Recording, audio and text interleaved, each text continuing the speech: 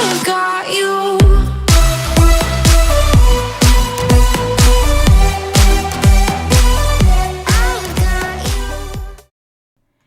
Hey guys, Kevin Slowmunch here, and I did do an intro before all this, but for some reason the sound got cut out for my intro, so I'm doing it now.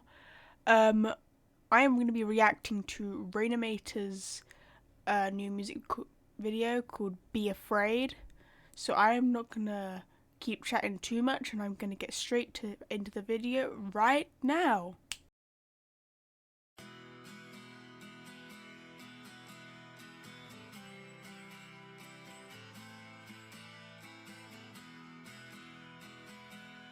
Love it.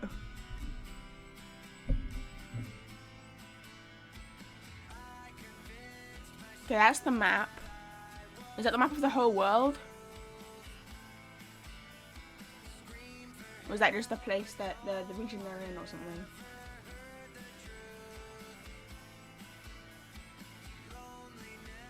Okay, we're back at the Netherbane Tavern. They're drinking. Don't drink too much, you gotta still, you know, travel.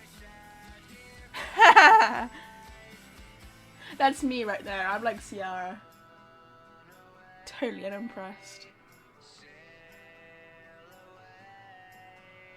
I love Stella with the horses being like, my balloon! I'm so excited! There's the frog.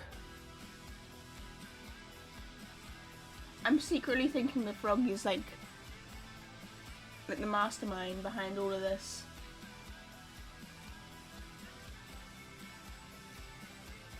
Charge! Oh, he did. Well done. He knows how to use the sword now.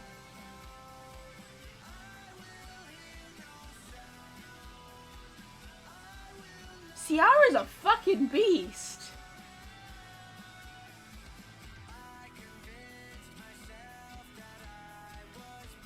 And she's cute when she sleeps. I'm not gonna lie, that's pretty freaking adorable.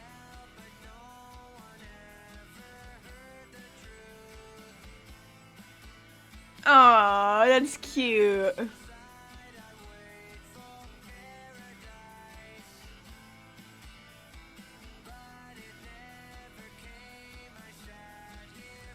Love the song as well. It really fits the mood of what they're doing, the fact that they're traveling.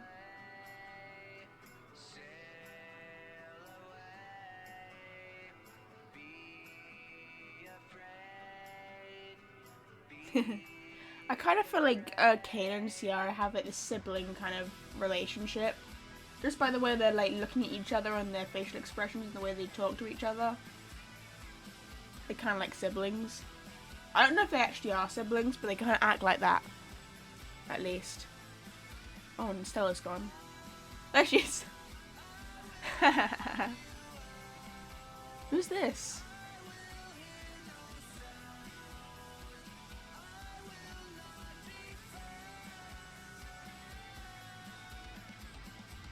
That still looks like Poppy Elmos, if you ask me. I mean, I know it's not, but it looks like him. Ouch!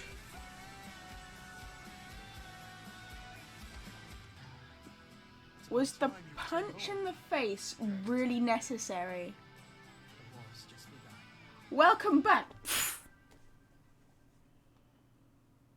During their last stand against the Nether King, Oh, we got an epilogue. the Watchers spread the crystals across the overworld, stopping the Nether from controlling the portals.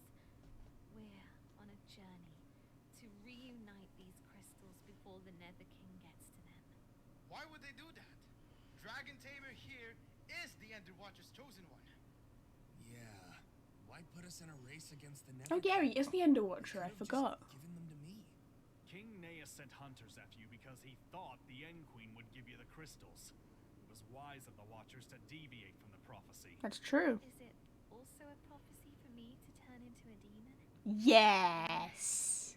Actually, Play the Abigail mentioning part. The Nether Star prophesied the coming of other demons like me. I had a dream about a feral demon, a kin of the Coven Witches. One who will be a threat to all dimensions if her power grows. Promise me you will stop that beast. What are we supposed to do now? Zeg never told me about the crystal's locations. What's the frog His again? final moments stopping my The frog final follow them? destruction. Where do we even begin looking for the crystals? How pathetic. That clown Ceres and her circus called the Ender Watchers have fallen to the nether. The frog The can End, talk. which used to be a great empire, has been defeated by primitives. A shame. I am regrettably powerless in this form, but I will do what I can this to form. get the End back to its true glory. Now you, the so-called Enderstone Crusaders, Is that Austin? do not Is make that the Austin same Nee mistake. Matthews? The crystals I came recognize that voice. and the Watchers refused to use their full potential because they were nothing but cowards. Angry frog. Listen to me. Ceres and I have had some history. I refuse to deny that. Ceres is the Aiden Queen, I know that much. She's very predictable. The Nether King is just oblivious. I know exactly where she hid the crystals, each and every one of them. Did that frog just talk? I was just about to mention how nobody was concerned about the fact that the frog was talking. Thank you, Ciara. Ciara asking the real questions here. And that was Austin. I thought that was Austin. I recognized the voice. Oh, that was Lance. Wait, Lance is the frog? I thought the frog could just talk. That was actually Lance. How in the world did he turn into a frog? Is that going to be explained? Because like at the end of Poison, I thought it showed a pile of, I think it was a pile of clothes and the frog, and I thought like Lance like evaporated or he got trapped in the dream realm or something. But no, he turned into a frog. That's interesting. Anyway, I really like that episode actually. It was different. It was very different to what I was expecting, because usually in Rainimator stuff you see some kind of big fight in it. You'll be in like the middle or the end, you'll see like a huge fight and then people dying and then crying, and it's glorious. It's glorious. This one was paced very differently. I feel like it was very consistently within the mood, because they were just traveling the whole time. They had a little run-in with the pigs, but they didn't make it like specifically about a big fight, which I like. They're shaking things up a bit, because like they're on a war now in this series, but they're not just making it all about the fighting, which I really like. I really like they're not just focusing on the fight. I really liked the song. The song, I think this is this song right here. I really like that. It was a very different thing of from Blacklight District. But I liked it. I think it really fit the music video very well. Yeah, it was very cheery as well. Also,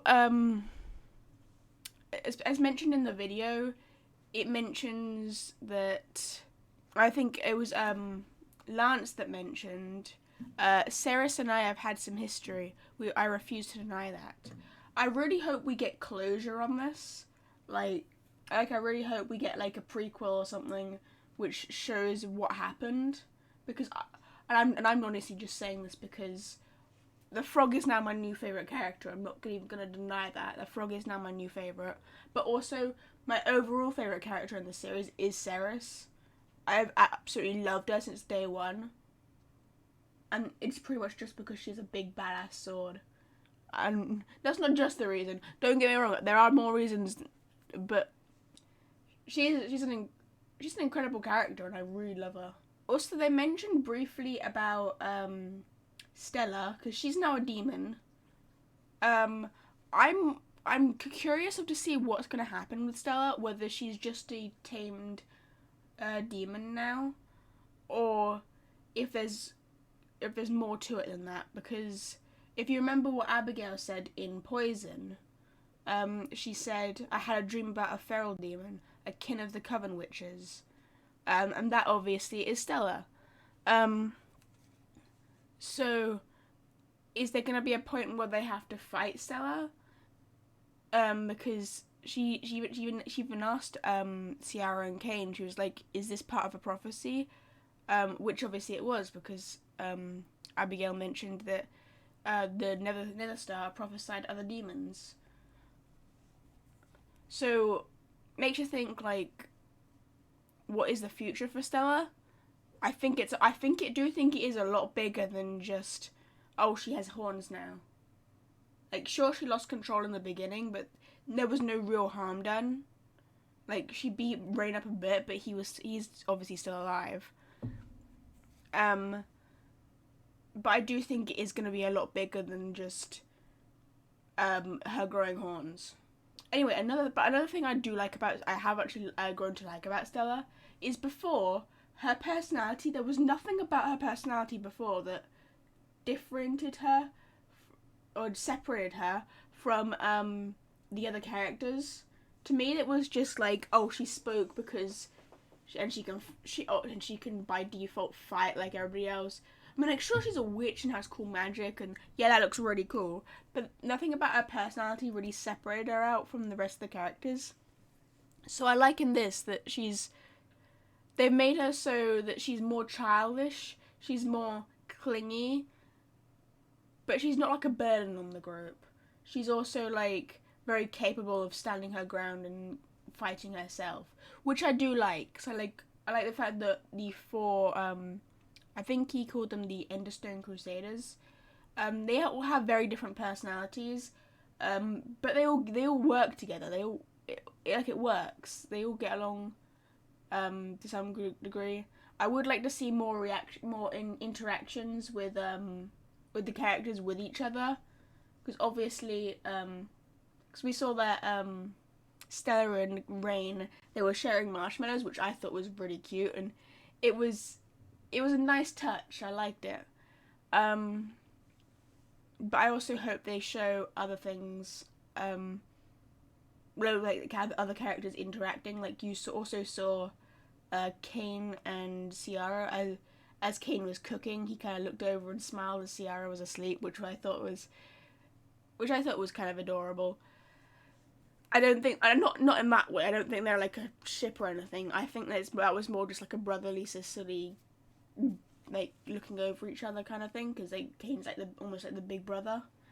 So I do hope we get more interactions like that in the future, which I like that Rain's including, and it's not just, oh, here's a fight, we gotta go fight, and these characters are this, and there's explosions and glorious and death, and I like the fact that he's exploring all aspects, which is something that always bothered me in series. If they continued past like 2 seasons, is they often tend to fall back on those kind of things, which I like.